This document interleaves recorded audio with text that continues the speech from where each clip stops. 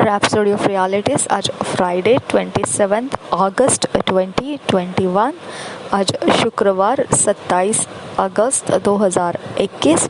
Rhapsody of realities में आज pastor Chris ओयाखिलोम द्वारा जो वचन आज हमको सीखने के लिए मिला है, शुक्रवार 27 अगस्त 2021 के लिए, फ्राइडे 27 अगस्त 2021 के लिए रैप्सोडी ऑफ रियलिटीज़ में पास्टर क्रिस ओयाखिलोम द्वारा जो वचन आज हमको सीखने के लिए मिला है, 2 जॉन 1 चैप्टर 7 वर्स के आधार से है।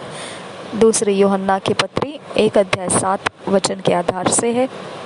2 जॉन 1 चैप्टर 7 वर्स, दूसरे यूहन्ना की पत्री 1 अध्याय 7 वचन के आधार से आज का विषय, आज का टॉपिक है walk and stay in truth. चलते रहिए और बने रहिए सत्य में। Walk and stay in truth, चलते रहिए और बने रहिए सत्य में। हम वचन के आधार से आज सीखेंगे इस विषय को, इस टॉपिक को। 2 John 1 chapter 7 verse, for many deceivers are entered into the world who confess not that Jesus Christ is come in the flesh. This is a deceiver and an antichrist. 2 John 1 chapter 7 verse, और एक बार पढ़ेंगे। For many deceivers are entered into the world who confess not that Jesus Christ is come in the flesh. This is a deceiver and an antichrist. Hindi में हम पढ़ेंगे इसी वचन को, दूसरे यूहन्ना की पत्री उसके पहले अध्याय का 7 वचन। क्योंकि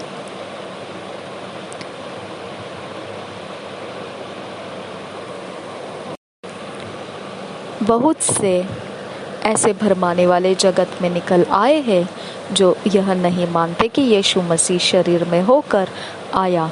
भरमाने वाला और मसीह विरोधी यहाँ है। और एक बार पढ़ेंगे दूसरा यूहन्ना की पत्री 7 पहले अध्याय का 7 वचन। क्योंकि बहुत से ऐसे भरमाने वाले जगत में निकल आए हैं जो यह नहीं मानते कि यीशु मसीह शरीर में होकर आया। भरमाने वाला और मसीह विरोधी यहाँ है। The word of God is truth. You can't know the word and be deceived or follow the wrong voice.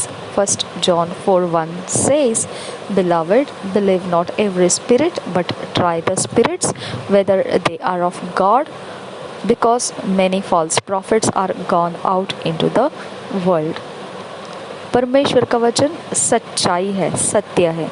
ऐसा हो नहीं सकता है कि आप परमेश्वर के वचन को जानते हो और फिर आप धोखा खाओ या फिर आप गलत आवाज़ों के पीछे चले जाओ।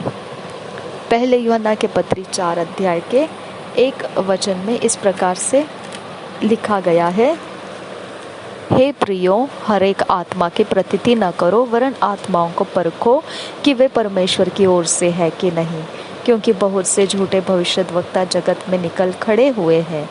और एक बार पढ़ेंगे पहले यूहन्ना की पत्री 4 अध्याय 1 वचन, हे प्रियो, हर एक आत्मा की प्रतीति न करो, वरन आत्माओं को परखो कि वे परमेश्वर की ओर से है कि नहीं, क्योंकि बहुत से झूठे भविष्यद्वक्ता जगत में निकल खड़े हुए हैं। Always there is a light in your spirit when you know the word of God, such that you are not misled by false prophets, false teachers and false brethren. हमेशा आपके आत्मा में ज्योति है जब आप परमेश्वर के वचन को जानते हैं।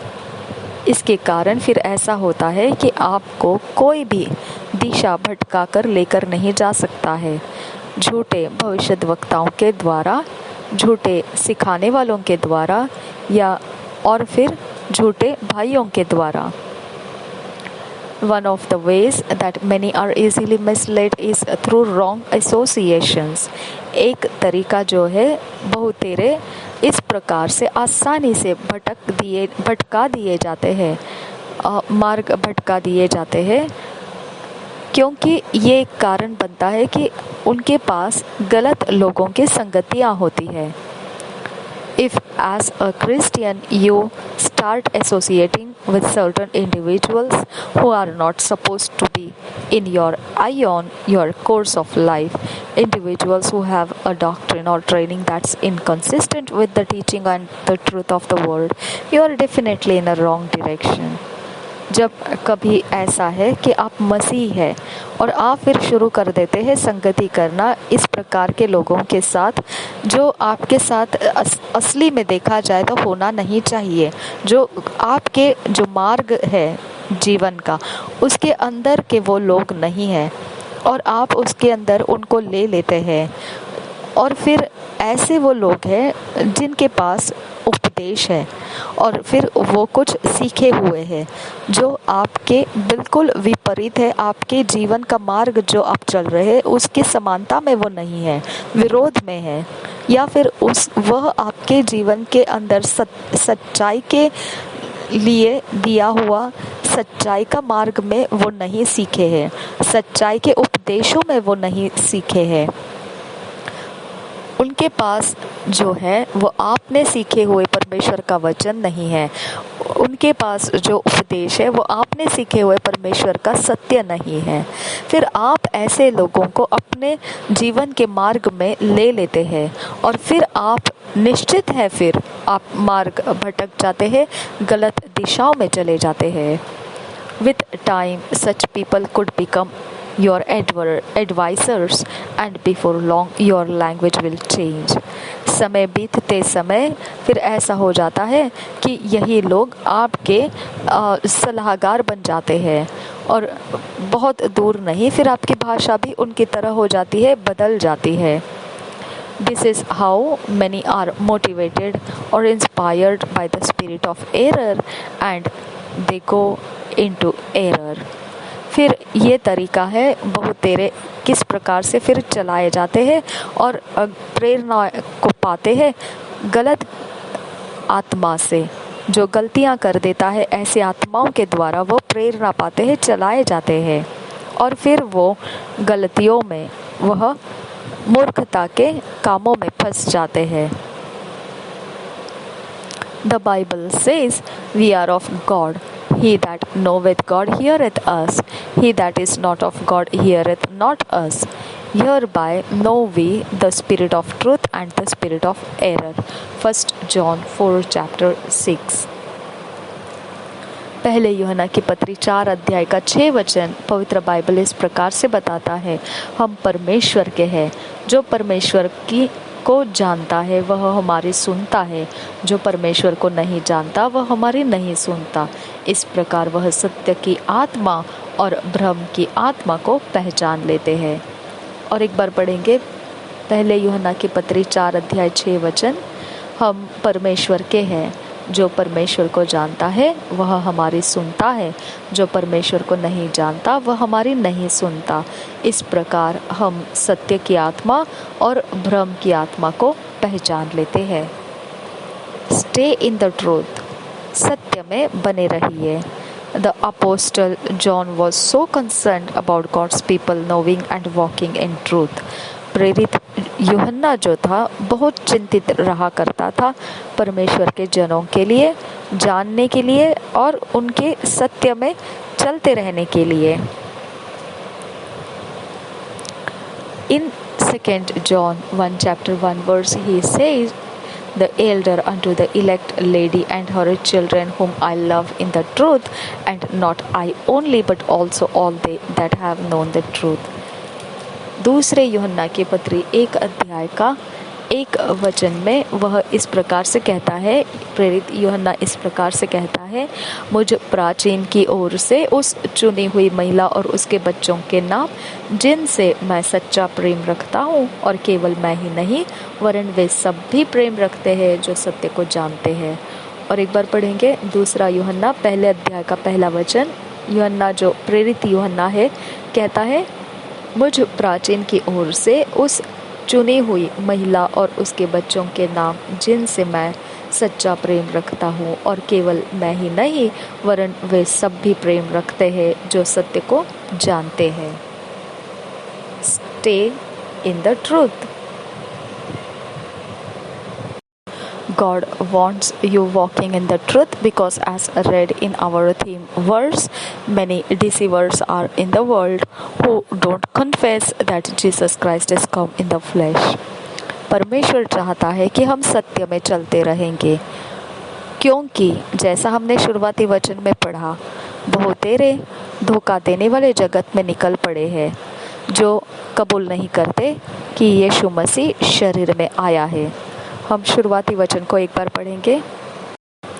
दूसरा यूहन्ना की पत्री पहले अध्याय का 7 वचन, क्योंकि बहुत से ऐसे भरमाने वाले जगत में निकल आए हैं जो यह नहीं मानते कि यीशु मसीह शरीर में होकर आया। भरमाने वाला और मसीह विरोधी यहाँ है। और एक बार पढ़ेंगे दूसरा यूहन्ना का पत्री पहले अध्याय का 7 वचन, क्योंकि बहुत से ऐसे भरमाने वाले जगत में निकल आए हैं जो यह नहीं मानते कि यीशु मसीह शरीर में होकर आया। भरमाने वाला और मसीह विरोधी यहाँ है। They acknowledge neither the incarnation nor the resurrection of Christ.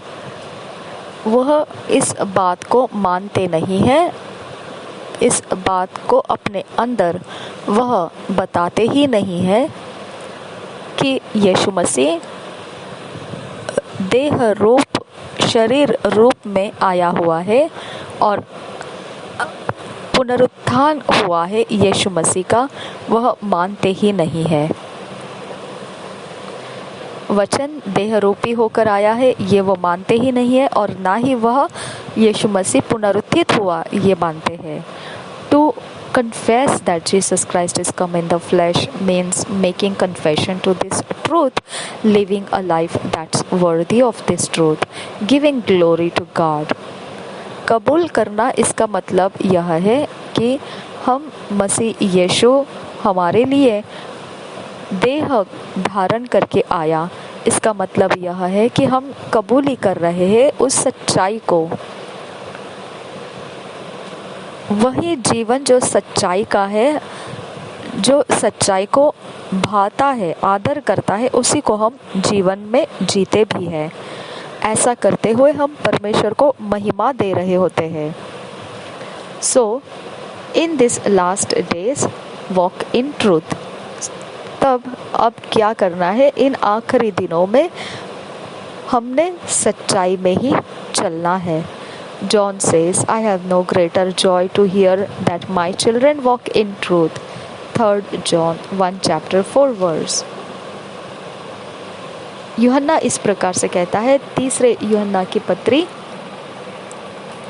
उसका पहला अध्याय का 4 वचन, मुझे इससे बढ़कर और कोई आनंद नहीं कि मैं सुनूं कि मेरे बच्चे सत्य पर चलते हैं। हालेलुया।